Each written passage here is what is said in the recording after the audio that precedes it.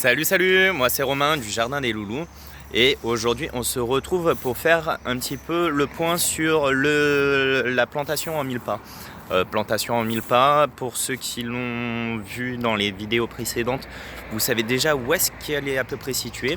En fait, elle va nous servir de couvre-bordure entre guillemets, puisque comme c'est un jardin urbain, on a la route qui est juste à côté.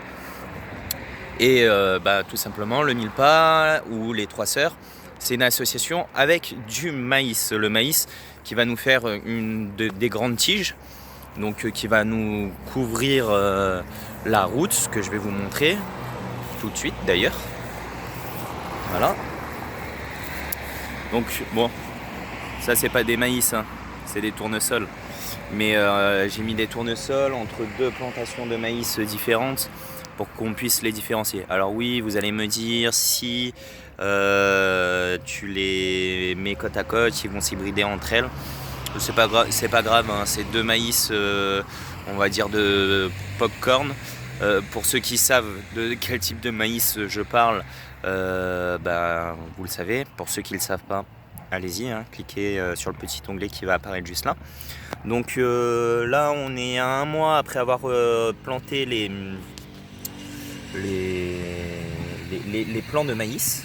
Donc il y en a certains, ils sont vraiment très très beaux, il y en a d'autres, ils sont un peu plus petits, mais dans l'ensemble ça se passe bien. Donc comme on a dit, le Mille Pas ou les Trois Sœurs, c'est une association maïs, haricots. Donc il y a les haricots qui sont en train de sortir. Pardon ? Non, il n'y a pas de souci. Ah, désolé. Il n'y a pas de souci. Bonne soirée. Merci, toi aussi.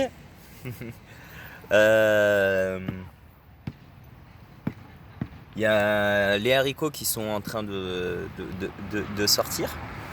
Et il y a aussi les curcubitacées. Alors en curcubitacées, on a choisi deux variétés. Courge longue de Nice, que du coup on peut manger en courgettes quand elles sont vertes.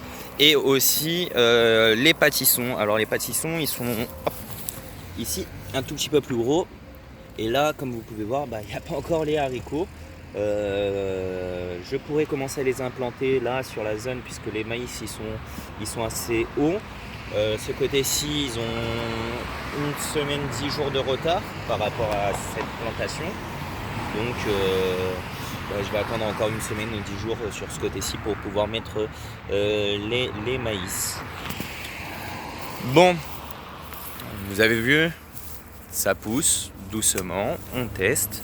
On se retrouve d'ici un petit mois pour voir l'évolution, voir de ce que ça va produire. Oh, on dirait un fou. Il fallait me le dire. Et puis on se dit à très vite pour une nouvelle expérience ou pour voir l'évolution de certaines expériences. Allez, bisous les loulous, ciao ciao.